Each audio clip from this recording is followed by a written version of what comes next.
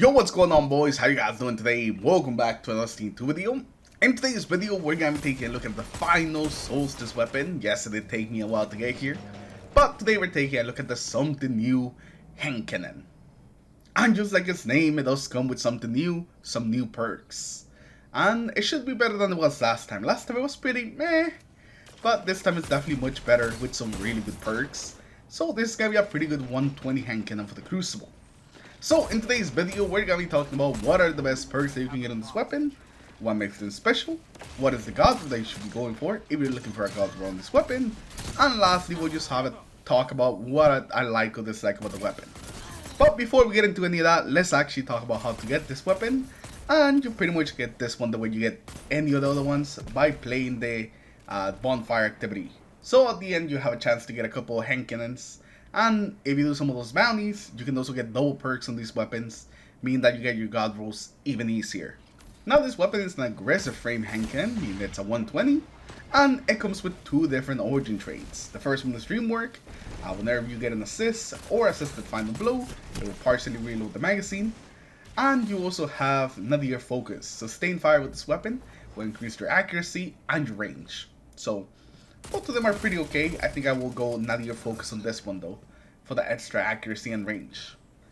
This weapon definitely got quite the glow up when it comes to the perks, and that's pretty much what we're going to be focusing really on. First, we're going to be taking a look at the barrels and the magazines, although we won't spend too much time on that, and then we'll move on to the trade perks, where we're really going to spend most of our time. We got some pretty nice ones for both Crucible and PVE, so regardless of what really you're looking for, you're pretty much going to have a good roll on this weapon. So let's get into it.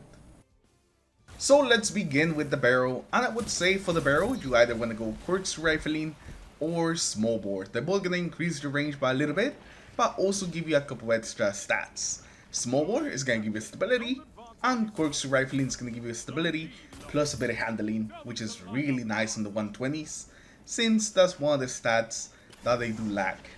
Now for your magazine, if you're going from Crucible, you want to go Accurized rounds. It's pretty much like the only thing that's going to increase the range. And if you want this for PvE, you want either Tac Mag or Appended Mag, which is going to increase your magazine. Tac Mag also is going to give you a bit of reload speed, so that's also going to be pretty nice for PvE. So that right there is going to be it for the barrel and the magazine. Just pretty normal barrels and mags, nothing really super exciting for this hand cannon. But now let's move on to the things that really are going to matter and are going to make a difference for this hand cannon. Those are the trade perks.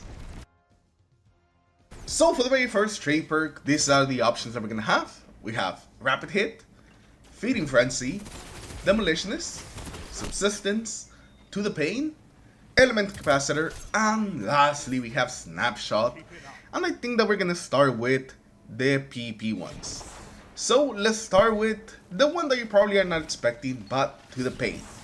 Now To the Pain is actually really good on this hand cannon, because that extra handling makes them feel you so much better. The one downside of the 120s is that they do have that lack of handling, but all that gets taken away with To the Pain. You feel that extra handling immediately once you take some damage, making the weapon use feel better. Sure, it's not perfect since you do have to take damage to activate the perk, which is, not usually what you want to do in the Crucible, but it does make the weapon feel really good, and I'm a big fan of it. Now another perk that's also going to make your weapon feel really good without having to take any damage is going to be Element Capacitor. On Arc specifically, since it gives you a whopping 50 handling. So it basically almost matches out your handling just by being on Arc. So if you're someone that plays a lot of Arc, Hunter, I think there's been a couple of Arc Hunters in Crucible recently. You're probably going to love Element Capacitor on this hand cannon. It just makes it feel so good. That handling is addictive, man. It's hard to go back to a normal 120 after you use a 120 with like 90 handling. And that extra handling will also help you switch the weapon a little faster. So overall, it's just going to make the weapon feel better. Element Capacitor is fantastic. Do not sleep on Element Capacitor. And the last one I would say for Crucible, or actually kind of both, for PvE and Crucible, is going to be Rapid Hit. With Rapid Hit, precision hits are going to increase your stability and reload, just making the weapon feel more stable and also getting a bit of reload speed. So if you're looking for a little bit more stability and forgiveness on your weapon, then you probably want to go with rapid hit, especially since you don't need any kills. All you need are some precision hits, and it will help you reload the weapon faster. And another perk that's gonna be really good for PvE, and probably actually the best for PvE, is gonna be the maliciousness. Every time that you get a kill, you get some grenade energy, and whenever you use the grenade, you are also gonna reload the weapon. You're gonna be getting so much grenade energy with this weapon, especially pairing the maliciousness with something like headstone, which we'll talk about that a little later. But yeah, the maliciousness, fantastic for PvE. Not really a thing for Crucible, but for PvE, it's definitely gonna be fantastic. And the last perk that I want to talk about for PvE is going to be Subsistence. Every time that you get a kill, it'll partially reload the magazine, so you never actually have to fully reload it. It's always going to be reloading the magazine for you, as long as you keep getting some kills, which is really nice, especially considering that the reload speed on this thing is not the best. So anything that either improves our reload speed or just makes it so we don't really have to reload as often is going to be pretty good. Now for the second perk, these are our options right here. We have Explosive Payload, Headstone, Frenzy, Kill Clip, Precision Instrument, Wellspring, and lastly, Vorpal Weapon. And I think this time we're going to be starting with the PvE ones. In PvE, you definitely are looking for either Explosive Payload, Headstone, or Frenzy. Now Frenzy is going to be amazing for this weapon. You get a 15% damage buff, which I know, not the biggest one. But you also get a bunch of reload speed and also a bunch of handling, making the weapon just feel better. And the great thing about Frenzy is that it pretty much stays on at all times during the fight. The only time that you lose Frenzy is usually when you die, or when everything is dead and there's nothing left to actually shoot. So Frenzy is gonna be fantastic, definitely go for Frenzy. Now another good PvE perk is gonna be Headstone. It's gonna give you a bit of extra ad clear by breaking the crystals. But it's also gonna work amazing with the stasis builds. So if you're looking to use this weapon with a stasis build, you pretty much have to go with Headstone. There's nothing that's gonna be as good as Headstone. It provides you so much utility that works very well with those stasis builds. You also have Explosive Payload, which is gonna give you a 15% damage increase in PvE, and that can also be good, especially since it's just a passive buff. You don't really have to do anything. You just get 15% extra damage on all your shots. You can also go for Wellspring for even more ability regeneration, and this one's not really tied to a certain ability, so it doesn't have to be your grenade or your melee. It's just gonna recharge all your abilities that are on charge. Now for Crucible, I would say the best one is definitely gonna be Precision Instrument.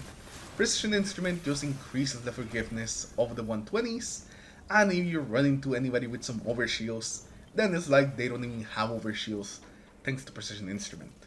It also lets you push your range a little more thanks to that extra damage. So Precision Instrument is essentially just what you want to go for in the Crucible. If you're trying to use this weapon for the Crucible, go with Precision Instrument. Nothing else is really going to be as good as Precision Instrument. I saw a couple people using Kill Clip, but I don't think it's as good. You definitely want to go Precision Instrument. So those are the perks that I think that you should go for in this second slot. And now let's talk a little bit about some god rolls. So for the very first god roll for Crucible, we're gonna go with Elemental Capacitor plus Precision Instrument. This is gonna be the ultimate god roll. You have a ton of handling, and you also have the forgiveness and extra damage from Precision Instrument. This is the roll that you wanna go for if you're going for Crucible. This is gonna be amazing. Now for PvE, you have a lot of different options, or like mix and matching that you can do with the perks. You could go Subsistence plus Payload, Frenzy plus Demo, Demolitionist plus Wellspring. All of those are going to be really good rolls that you can run on this weapon. I'm a big fan of Frenzy because of the big damage buff, but there's definitely a lot of different rolls that you can possibly go with on this weapon. But those are the ones that I think are going to be good. Those are the ones that I think that you should go for.